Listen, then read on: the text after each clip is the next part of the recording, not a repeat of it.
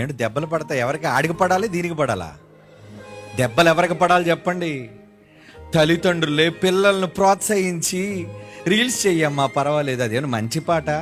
ఒకనాడు చిన్నప్పుడు ఏదో ఉంటుందండి, చిన్నలు పెద్దలు చల్లని వారే కళ్ళ కపట మెరుగని కరుణామయులే. ఎంత చక్కగా ఉందండి ఆ సాహిత్యం, ఎంత బాగుంది, ఆ పాట ఎంత బాగుంది, ఎంత ముద్దుగా ఉన్నారు. ఈరోజు ఏంటండి వ్యవస్థ ఎలా మారిపోయింది. ప్రభుత్వాలు కూడా వీళ్ళ చుట్టూ తిరుగుతాయి. ఆ ప్రభుత్వ నాయకులు ఉన్నారా? ఎక్కడ సినిమా యాక్టర్లు దొరుకుతారా?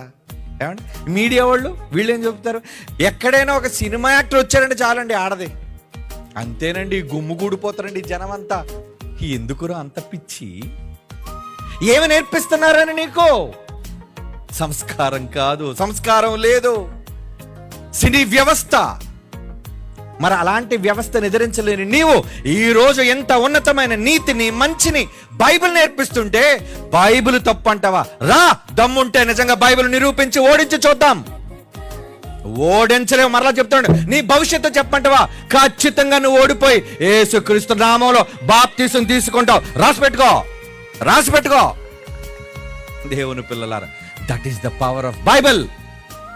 ఏమనుకుంటున్నారు బైబిల్ అంటే?